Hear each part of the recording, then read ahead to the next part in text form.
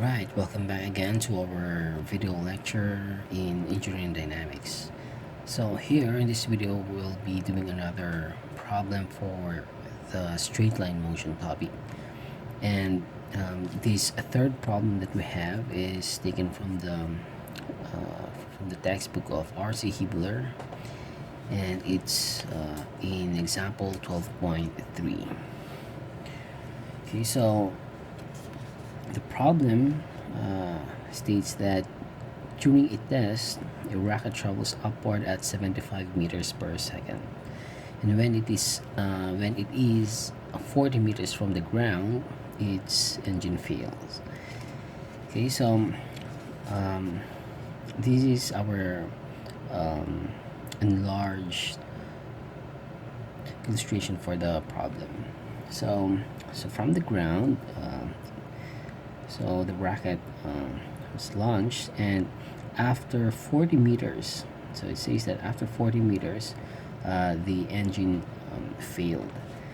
So because it has some velocity already from this point, 40 meters, it will still travel upwards, but of course it will be slowing down until it reaches the velocity of zero velocity. So once it reaches that one, then it will go down again. Okay, so it will fall down, so from point B to point C. So actually, if you notice that even just you're just throwing, let's say, a ball, for example, you throw that vertically up, so you would notice that it will just reach a maximum height. So at that maximum height, the velocity is zero. So after that, it will start to fall back again. Okay, so that's just the main idea here. Okay, another one. Or let's continue first. The question: determine the maximum height SP. Okay, so we have to find this one. Reached. Oh, sorry. Okay, that one. Okay, so reached by the rocket and its speed just before it hits the ground. Okay, so the first one to find is the maximum height it will reach, or let's say the height where the velocity will be zero. It's just the same thing. And number two, the speed just before it hits the ground. So let's say just before it hits the ground, something like the concept of infinitesimal. So just before it hits the ground, what is the speed?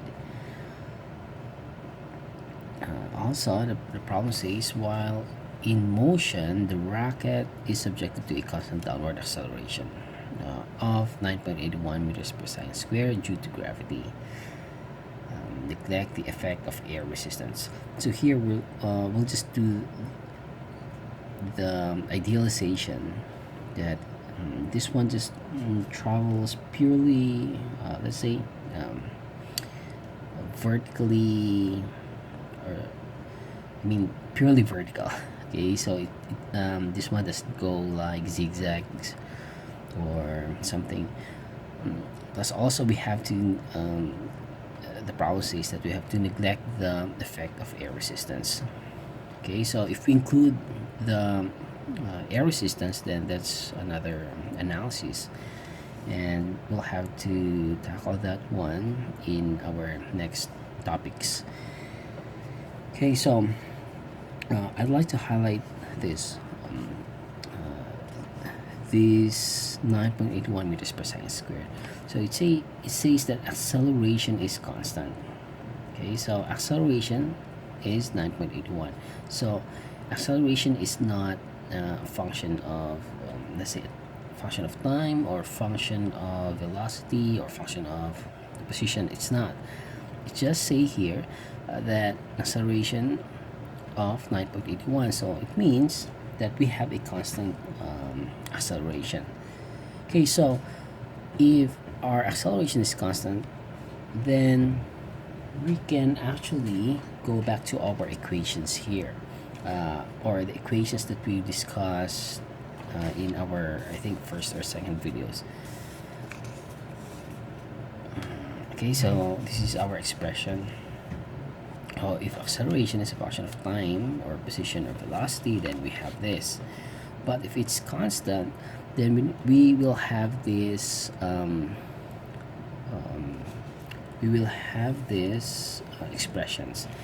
Okay, so we have a times delta t is equal to delta v.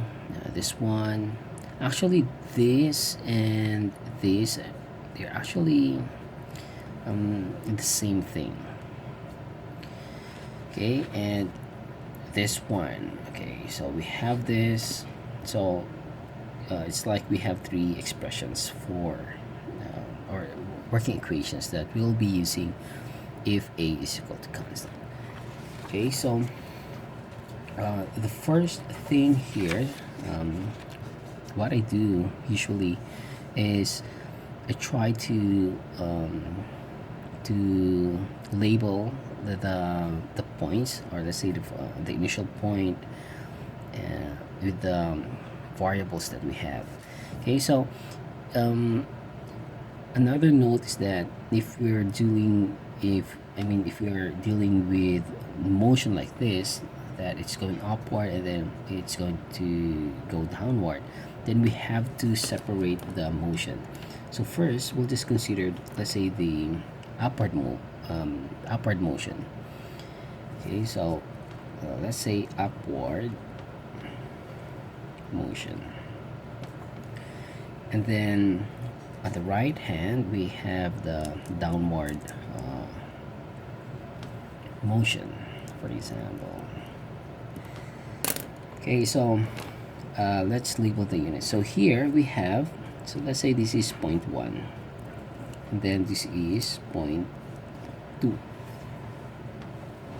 So at 0.1 we have s is equal to, so this is our reference point, so that's going to be s equal to 40 meters. Our v is equal to, it's given, so that's 75 meters per second, and our time, of course, we can say that this is our reference point for the time, then that's gonna be t is equal to 0. So at point 2, once it reached its maximum height, then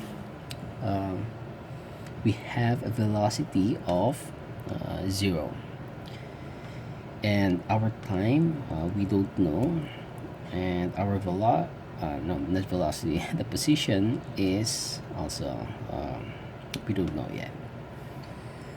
Okay, so we'll try to solve. Okay, so solution, or maybe here. Okay, so solution. Okay, so given data, let's say given data, so we have or things to find, for example. Okay, so find S sub b, and that's the maximum height, and then what else? Find S. Okay, so this is our, by the way, just to be consistent with our figure, let's say this is A, point A, this is point B, and then this one is point C. Okay, so we have to find S sub B, and then we have to find V sub C. Right, so okay, so first considering the upward motion from A to B. Okay, so our equation is, if you recall, we have I think A is equal to delta V all over delta T. This is our equation. And then what else? 2a delta S is equal to delta V squared. Delta V squared. Okay, so this is our equation 1, let's say. Okay, so we'll write equation 1, then this one equation 2. And then we have another equation that I think delta S is equal to I think V initial VOT plus 1/2 AT squared.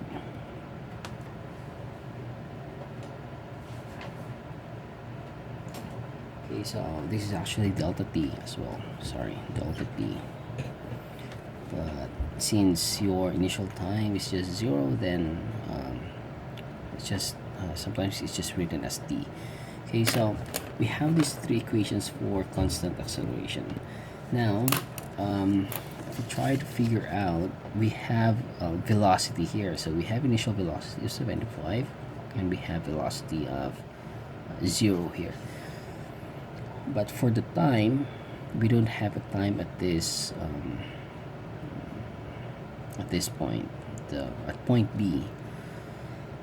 So in order to solve for the position, or let's say for the S max or S sub B, then we need some equation that involves the S. So we have equation 2 and we have equation 3. Okay, so if we check, if we use equation 3, we have a delta S, but we don't have a time for at this point, the maximum height. So therefore, I think what's left is the equation 2. So 2a delta S.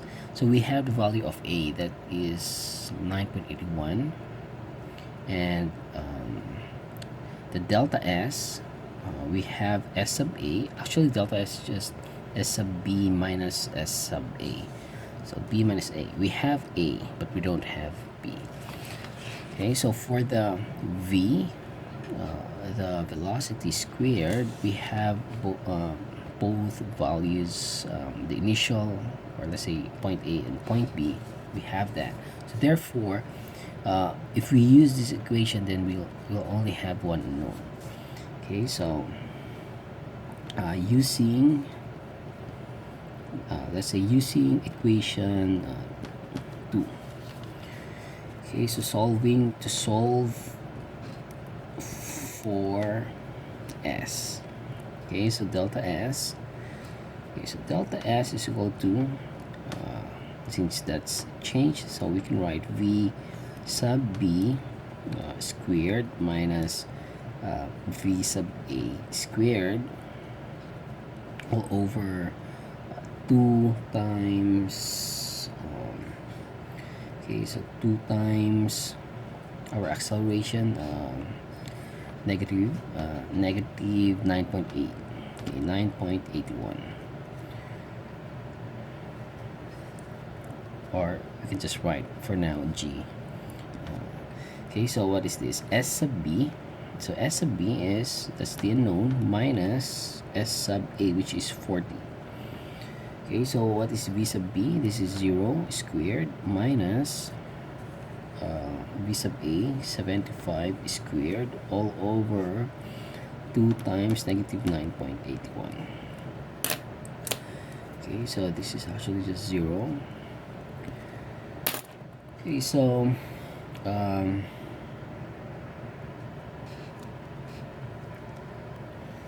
okay, so we'll try to solve this using a calculator.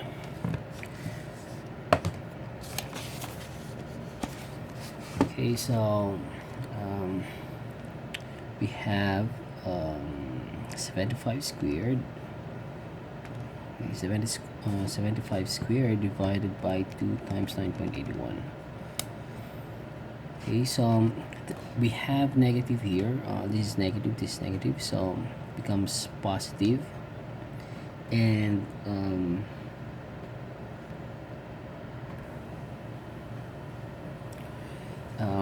Then we'll transpose this one to the right hand side, so plus 40.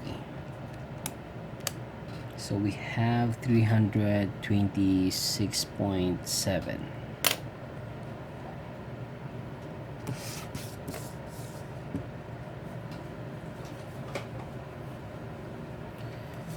Okay, so we have 326.7 meters.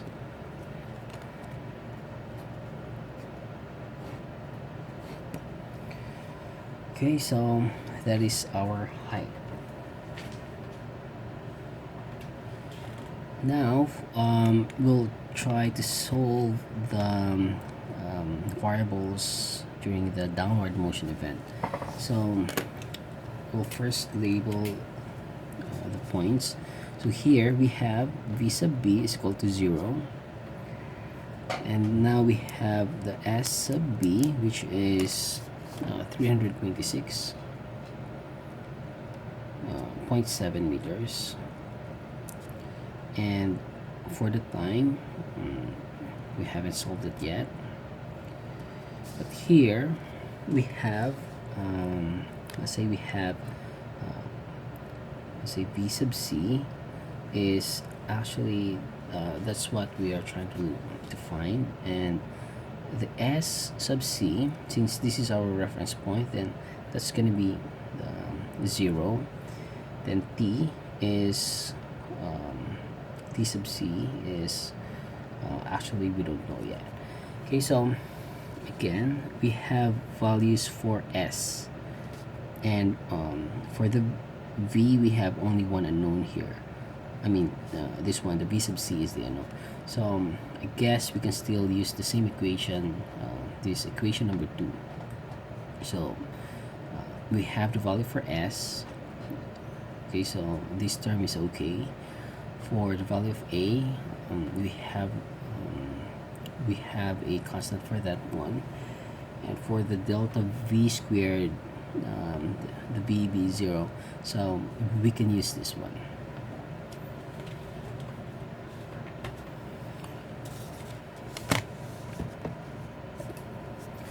Okay, so let's write solving now. Okay, solving now for v sub c. Okay, considering the downward motion.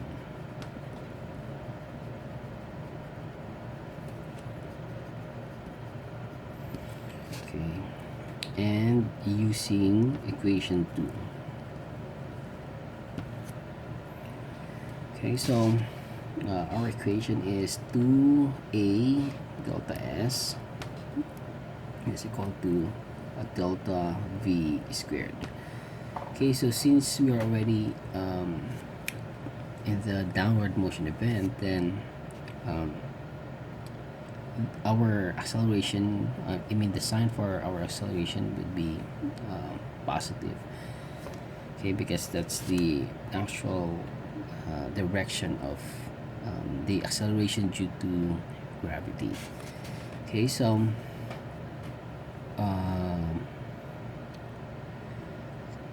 we'll try to substitute the values now. Okay, so our direction of motion is downward. Okay, and that's what we considered positive. Okay, so 2a delta s, so let's say s, so delta s, so that's final minus initial. So our final here is point C, so v sub c minus v sub b. Okay, so v sub c minus v sub b is equal to v sub c squared minus v sub b squared. Okay, so this is 0. Oh, sorry. This is s. Okay. So I'm really sorry for not realizing it. Okay, so let's continue. Okay, so 2a. Okay, so let's substitute the values now. So 2 times 9.81 times S sub c, which is 0, minus S sub b, that is 326.7, okay, is equal to v sub c squared. So we have one unknown here. Okay, so let's solve. Times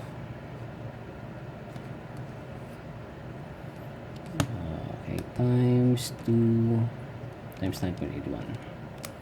Okay, so we have square root. Okay, so where's the square root here? Here, shift answer. So we have 80.06. So v sub c is equal to 80.06, or let's say 80.1. Okay, wait. So this is negative, so the square root of negative would be that's not possible.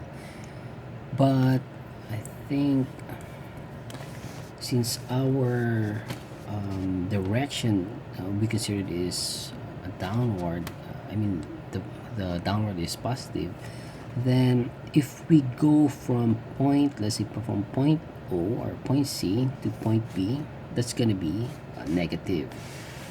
So minus times negative. Okay, so that's a double negative here.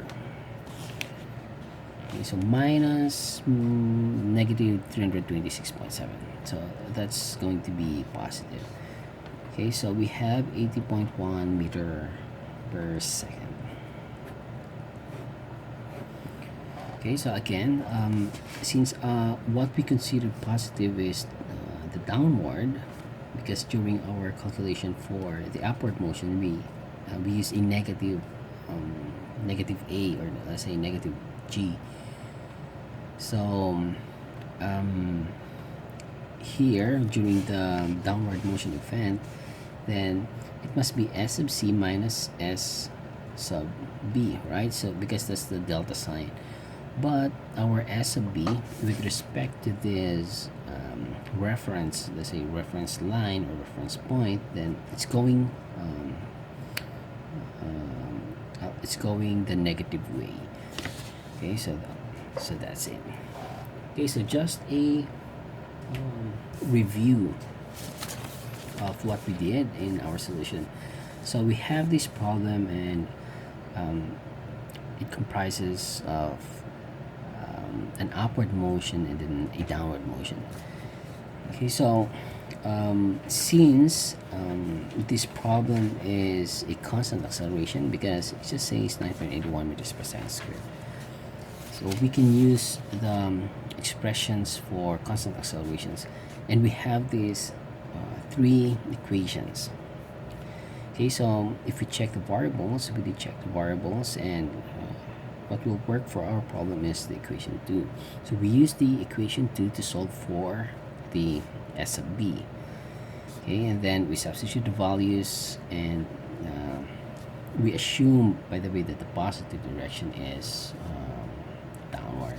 Okay, so once we substituted the values, then we can obtain the value for S sub b, and that is 326.7 meters. Okay, so after that, we now solve the downward motion. Okay, so we substituted the S sub b, and then we know that the value of velocity at point B is just 0. So we use the same equation, the equation 2. We use the same equation to solve for V sub c. Okay, so here, solving now for V sub c, we substitute the values, we use equation 2, and then we have this delta S sub b minus S sub C minus S sub b, but our S of B with respect to the reference line or reference point, that's it's gonna be negative. So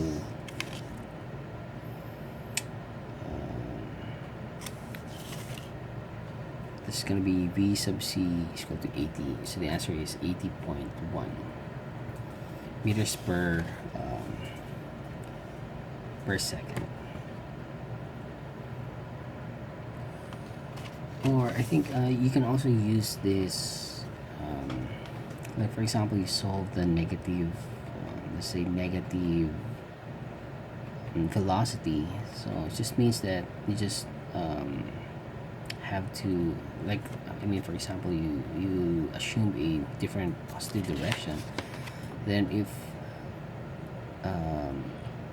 it's negative, then you just have to change the direction, because velocity is a vector.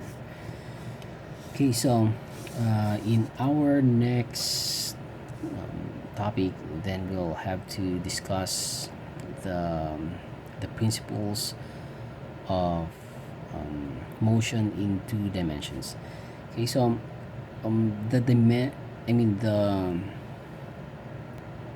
the analysis for 2-dimensional motions, we have 3 types, and that is that are rectangular, using rectangular coordinates, or we'll use path coordinates, and then another one is the polar coordinates.